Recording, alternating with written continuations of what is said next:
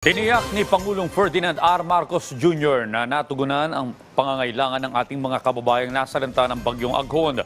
Ayon sa Pangulo, mahigpit na binabantayan ng gobyerno ang kaligtasan at kalagayan ng mga naapektuhan ng bagyo. Si Alan Francisco sa detalye. Mahigpit na nakabantay si Pangulong Ferdinand R. Marcos Jr. sa epekto at pagtugon sa pananalasa ng bagyong Aghon sa bansa. Sa katunayan, iniulat ni Pangulong Marcos na higit 1 milyong pisong halaga ng humanitarian assistance ang naipamahagi para sa mga naapektuhan ng bagyong Aghon. Sa kanyang social media na X, sinabi din ni President Marcos na may nakahandang higit 3 bilyong pisong standby funds at preposition goods at stockpiles.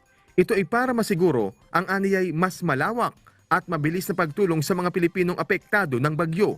Pagitiyak pa ng Pangulo, asahan ang patuloy na pagsuporta ng mga government agency sa bawat komunidad at pagtiyak sa maayos at ligtas na kalagayan ng ating mga kababayan.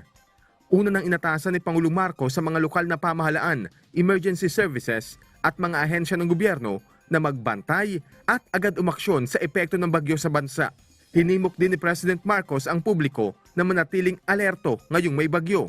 Bilin pa ng Pangulo, gawing prioridad ang kaligtasan at kapakanan ng lahat, gaya ng pagtitiyak na may sapat na mga pagkain at non-food items. Gayon din ang health services at evacuation centers sa mga apektadong komunidad. Hiling din ni Pangulong Marcos na bantayan ang isa't isa ngayong may kalamidad, lalo na ang mga vulnerable sector tulad ng mga matatanda, bata, may kapansanan at iba pa. Alan Francisco para sa Pambansang TV sa Bagong Pilipinas.